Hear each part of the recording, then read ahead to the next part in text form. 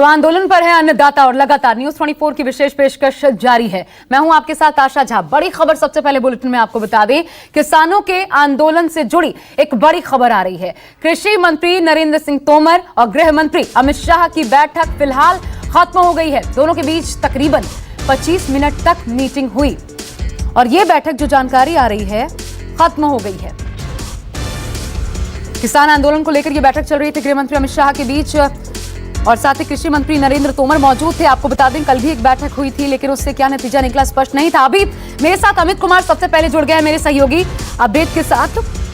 अमित, क्या जानकारी है इस बैठक को लेकर के? बैठक खत्म हो गई, क्या बैठक में तय हुआ?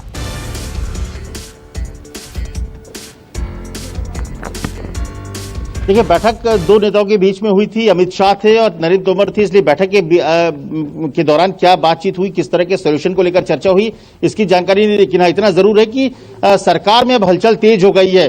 कल शाम से पहले लग रहा था कि सरकार की तरफ से बार बार ये कहा जा रहा था कि 3 तारीख को बातचीत करनी है और 3 तारीख को किसान आए और हम बातचीत करने के लिए तैयार हैं। इसके अलावा जो किसानों का जो प्रस्ताव दिया गया है 3 तारीख को बातचीत के लिए, उसको लेकर अगर किसानों की तरफ से कोई प्रस्ताव आता है तो सरकार विचार करेगी। लेकिन कल शाम के बाद का सरकार हरकत में आई है। एक दिन पहले अमित शाह ने भी बाकायदा रिक्वेस्ट किया था, अपील की थी, बाइट देकर कि सब लोग बातचीत करने के लिए तैयार हो जाए और कल बैठक भी हुई थी। तो अभी करीब 40 मिनट से ज्यादा की बैठक चली है। 12 बजे से पहले नरेंद्र तोमर आ गए थे। करीब 40 मिनट तक की आप कह सकते हैं कि माथापच्ची चली है कि आखिर ये सोल्यूशन कैसे निकलेगा, बीच का रास्ता क्या हो सकता है, क्योंकि 3 तारीख में अभी देरी है और जिस तरह से दबाव सरकार पर बढ़ता जा रहा है, कहीं ना कहीं जो तमाम बॉर्डर्स हैं, अभी तक सिर्फ शुरुआत पंजाब के किसानों ने किया, हरियाणा के शामिल हुए, अब उत्तर प्रदेश के किसान भी शामिल हो गए। तो ऐसे में इसको डिफ्यूज करना बहुत जरूरी है कि बातचीत का ही एक रास्ता होता है, बातचीत ही एक तरीका होता है जिसके जरिए इसे तोड़ा जा सकता है, इस आंदोलन को रोका जा सकता है।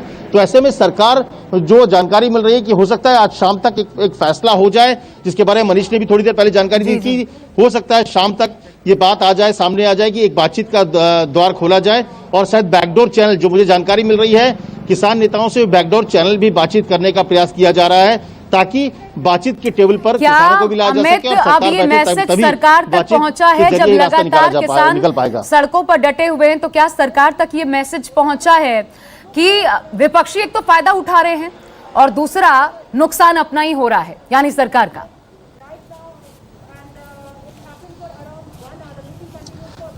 जी हाँ, कहीं ना कहीं देखिए, इस तरह से अगर क्योंकि किसान अन्नदाता है और निश्चित तौर पर जो सिंपैथी होती है या पूरे देश की, वो किसान के साथ होती है। किसान और जवान दो ऐसे लोग हैं जिनके प्रति हमेशा सम्मान होता है। तो ऐसे में अगर अन्नदाता सड़क पर बैठा है तो इसको लेकर सरकार को चिंता करनी पड़ेगी।